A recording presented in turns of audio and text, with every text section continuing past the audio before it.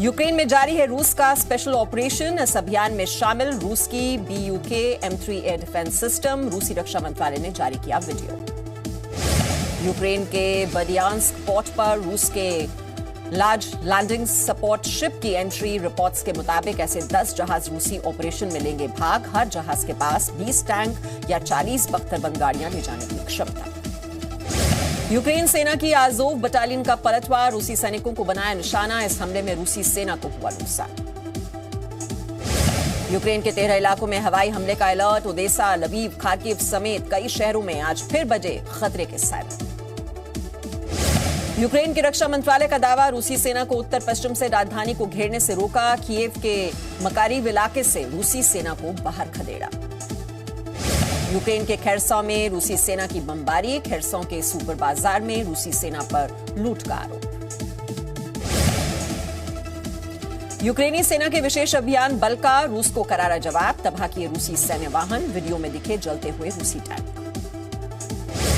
Donetsk में यूक्रेनी सेना का अटैक। मेकिएवका इलाके में भारी गोलाबारी करते हुए दिखे यूक्रेनी टैंक। रूस पर यूक्रेन का बड़ा आरोप। क्रामाटोर्स्क में फास्फोरस बम से हमले का आरोप। कीव पुलिस के उप प्रमुख ने रूस पर लगाया आरोप। रूसी रक्षा मंत्रालय का दावा, रूस की सेना ने यूक्रेन को पहुंचाया भारी नुकसान। अब तक 1500 से ज्यादा यूक्रेनी टैंकों के साथ हजारों सैन्य वाहन किए गए तबाह।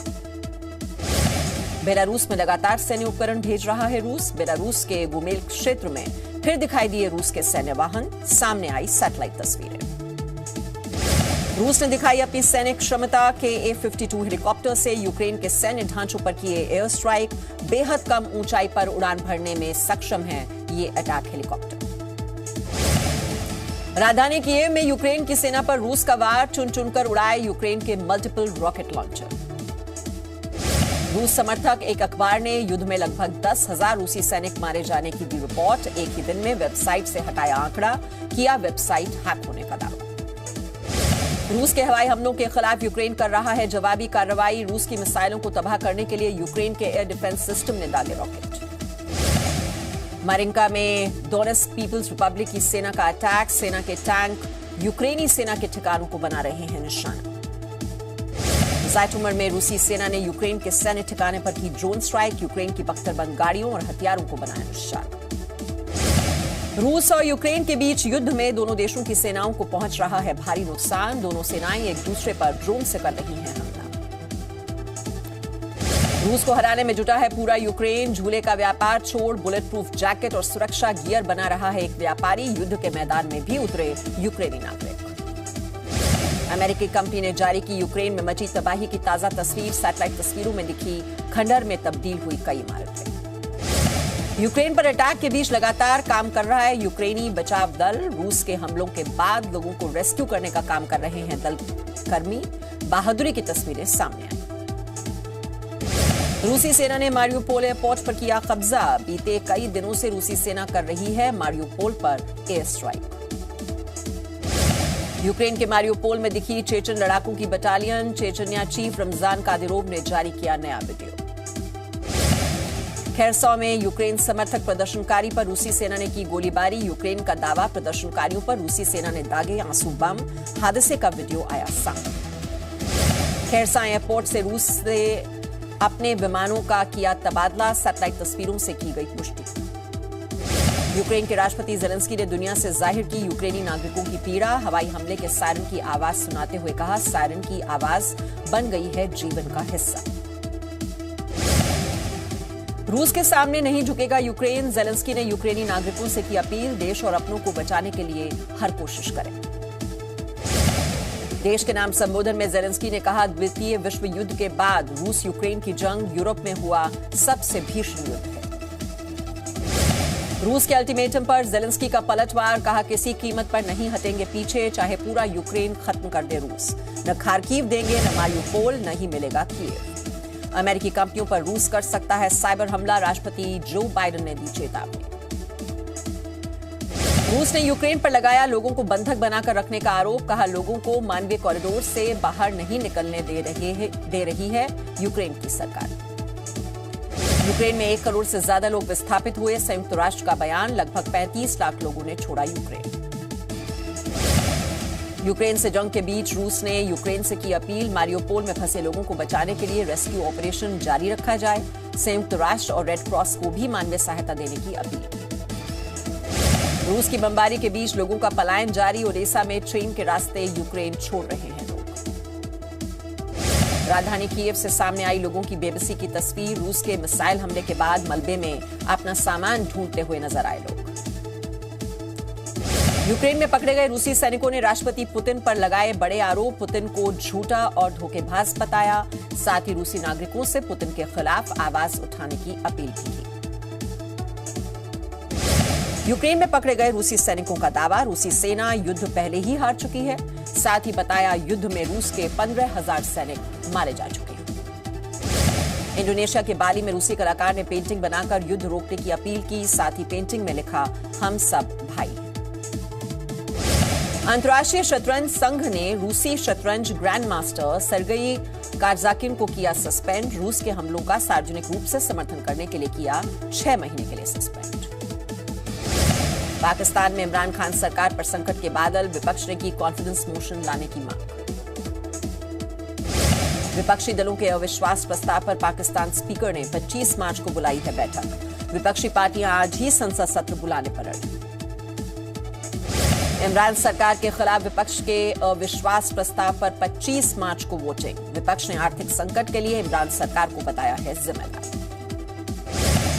विपक्ष का स्पीकर पर जानबूझकर सत्र बुलाने में देरी करने का आरोप, कहा सत्र में देरी से इमरान खान को सांसदों को डराने धमकाने या खरीदने का मौका मिलेगा। सत्र को लेकर स्पीकर की दलील, नेशनल असेंबली में आज और कल होना है इस्लामिक सहयोग संगठन का शिखर सम्मेलन। इस्लामाबाद में दूसरी कोई सुरक्षित जगह नहीं। पाकिस्तान की नेशनल असेंबली में कुल 342 सांसद, बहुमत के लिए जरूरी है 172 सांसदों का समर्थन। इमरान खान के लिए बहुमत साबित करना हो सकता है मुश्किल, 24 बागी सांसदों के बाद इमरान सरकार के समर्थन में 154 सांसद। पाकिस्तानी सेना ने भी छोड़ा इमरान का साथ, ओआईसी की बैठक के बाद बाजवा से मिला इस्तीफा देने का इशारा। पीएमएलएन नेता मरियम नवाज ने कहा इमरान का मानसिक संतुलन खराब, पाकिस्तान की आवाम से अपील की इमरान खान दिखे तो टीवी न देखें। मरियम नवाज ने कहा कि इमरान खान का खेल अब खत्म, हर हाल में छोड़नी होगी सत्ता, आगामी चुनाव भी हारेंगे इमरान खान। बागी विधायकों को वोटिंग से दूर रखने के लिए इमरान सरकार की एक और कोशिश, अटॉर्नी जनरल की सुप्रीम कोर्ट में अर्जी, अनुच्छेद 63A की व्याख्या करने की मांग। विपक्ष की इमरान खान को चेतावनी, कहा इमरान सरकार ने संविधान का पालन नहीं किया तो इसके गंभीर नतीजे होंगे। विपक्ष के अविश्वास प्रस्ताव को लेकर इमरान खान की धमकी, कहा वोटिंग से पहले उनके 10 लाख समर्थक इस्लामाबाद में जुटे। सत्ता जाने के डर से इमरान को आई पीएम मोदी की याद, भारत की विदेश नीति की तारीफ। बिलावल भुट्टो की इमरान खान को नसीहत, गलत तरीके से सत्ता हासिल करने की बजाय बहुमत साबित करें इमरान खान। पाकिस्तान के सिंधु हाउस में बागी सांसदों के खिलाफ इमरान समर्थकों का प्रदर्शन, जमकर की नारेबाजी। 25 मार्च को होने वाली विपक्ष की रैली पर पाकिस्तान के गृह मंत्री शेख रशीद अहमद का बयान, रैली को देंगे सुरक्षा, गड़बड़ हुई तो दर्ज करेंगे एफआईआर। इमरान सरकार के खिलाफ अविश्वास प्रस्ताव से पहले राजनीतिक बैठक रोकने पर सुप्रीम कोर्ट में हुई सुनवाई, कोर्ट का मामले में दखल देने से इनकार। पाकिस्तान सुप्रीम कोर्ट ने कहा यह नेशनल असेंबली का आंतरिक मामला, मतदान करना सदस्यों का अधिकार, कोई भी वंचित न रहे। पाकिस्तान के चुनाव आयोग का प्रधानमंत्री इमरान खान को नोटिस, खैबर पख्तूनख्वा में स्थानीय निकाय चुनावों के दौरान आचार संहिता उल्लंघन पर मांगा जवाब। इमरान खान ने पीटीआई के 14 बागी सांसदों के खिलाफ कारण बताओ नोटिस भेजा, बागियों को जल्द से जल्द पेश होने को कहा। विपक्षी दलों का इमरान खान पर आरोप, अपने बागी सांसदों को डराने धमकाने की कोशिश कर रहे हैं इमरान खान। पीटीआई के बागी सांसदों पर पाकिस्तान प्रधानमंत्री इमरान खान का बयान, कहा जनता का दबाव असंतुष्ट विधायकों को वापस आने पर मजबूर करेगा। बागी सांसदों को मनाने की हर कोशिश कर रहे हैं इमरान खान, कभी अल्लाह की दुहाई तो कभी सोशल बॉयकॉट की धमकी दे रहे हैं। पाकिस्तान के सूचना प्रसारण मंत्री फवाद चौधरी का बयान, भारत और इजरायल ओआईसी के खिलाफ नहीं, हमारे कुछ विपक्षी नेता ही कर रहे हैं विरोध। पाकिस्तान में 18 साल की हिंदू लड़की की हत्या, अपहरण की नाकाम कोशिश के बाद मारी गई गोली। लड़की की हत्या के बाद घर वालों का रो रो कर बुरा हाल, पाकिस्तान के सिंध प्रांत का मामला। यूपी के सीएम योगी आदित्यनाथ के शपथ ग्रहण की तैयारी पूरी, बनाए जा सकते हैं 55 मंत्री, विधान परिषद की सदस्यता से योगी का इस्तीफा। 24 मार्च को मंत्रियों के नाम होंगे फाइनल, अपना दल और निषाद पार्टी के कोटे से भी मंत्री बनाए जाएंगे। मंत्रिमंडल के लिए दिल्ली में 132 नामों पर चर्चा, 3 या फिर 4 डिप्टी सीएम बनाए जा सकते हैं। अखिलेश यादव ने आजमगढ़ लोकसभा सीट से दिया इस्तीफा, करहल विधानसभा सीट से विधायक चुने गए हैं अखिलेश यादव। आजम खान ने भी दिया रामपुर लोकसभा सीट से इस्तीफा, रामपुर विधानसभा सीट से विधायक चुने गए हैं आजम खान। समाजवादी पार्टी पर मायावती का वार, कहा बीएसपी नहीं बीजेपी से मिले हैं मुलायम, अपने काम के लिए एक सदस्य को बीजेपी में भेजा। गोरखपुर में संघ प्रमुख मोहन भागवत ने गोरखनाथ मंदिर में किया दर्शन, गोरखपुर दौरे पर हैं भागवत। बीजेपी विधायक दल की बैठक में नेता चुने जाने के बाद धामी आज कैबिनेट को लेकर करेंगे चर्चा, कई वरिष्ठ नेताओं के नाम शामिल, कल लेंगे सीएम पद की शपथ। पुष्कर सिंह धामी पहुंचे शहीद स्मारक स्थल, आंदोलनकारियों को किया नमन, कहा शहीदों के सपनों को बढ़ाएंगे आगे।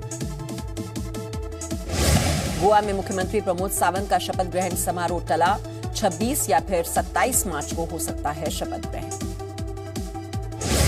भगत सिंह के शहीदी दिवस पर पंजाब में रहेगी छुट्टी, सीएम भगवंत मान ने विधानसभा में किया ऐलान। पंजाब के मुख्यमंत्री भगवंत मान गुरुवार को करेंगे पीएम मोदी से मुलाकात, सीएम बनने के बाद पहली बार पीएम से मिलेंगे भगवंत मान।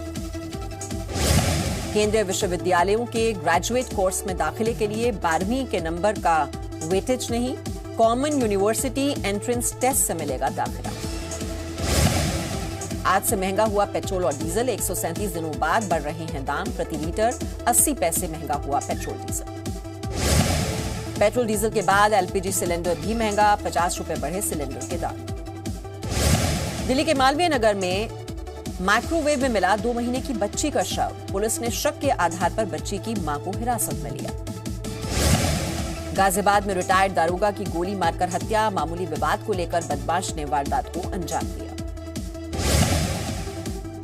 ग्वालियर में साइबर पुलिस की टीम ने बंद किए करीब 8000 फर्जी सिम, 2 साल पहले 1.75 लाख का हुआ था फ्रॉड।